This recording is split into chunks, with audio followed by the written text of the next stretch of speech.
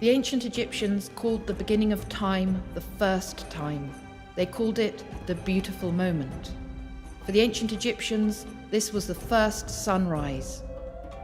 The ancient Egyptians explained why it got dark at night by saying the sky goddess Nut swallowed the sun and gave birth to it in the morning. For the ancient Egyptians, regular sunrise, regular sunset was order. For the ancient Egyptians, the concept of order was Maat.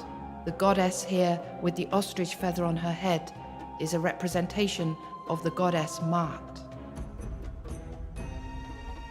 For the ancient Egyptians, the sun was the creative life force. Coupled with the annual flood of the Nile, they brought fertility to the rich black Nile silt, deposited annually on the floodplain of Egypt. We see the Great Pyramid of Khufu emerging like a primordial mound out of the waters of chaos. The ancient Egyptians believed in a self-engendered creator god, represented on the right here, the god Atum. He collected his semen in his mouth and he spat out the god of dry air, Shu, on the right here, the god of moist air, Tefnut, on the left. The ancient Egyptians observed the behavior of the tilapia fish in the river Nile. They saw that it took its young into its mouth when in danger, and the young then swam out of the fish's mouth.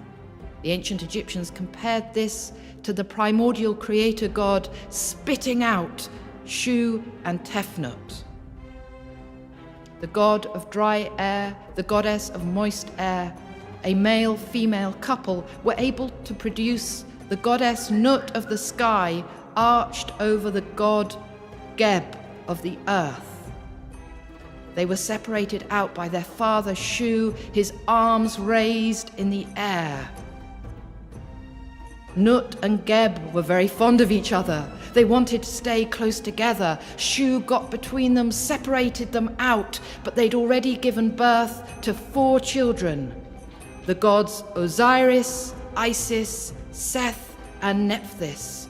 We have here the family tree of creation, the self-engendered creator god Atum merged with Ra, the sun god, bringing forth Shu and Tefnut, who gave birth to Geb and Nut, and then Osiris, Isis, Seth, and Nephthys, the family tree of ancient Egyptian gods and goddesses.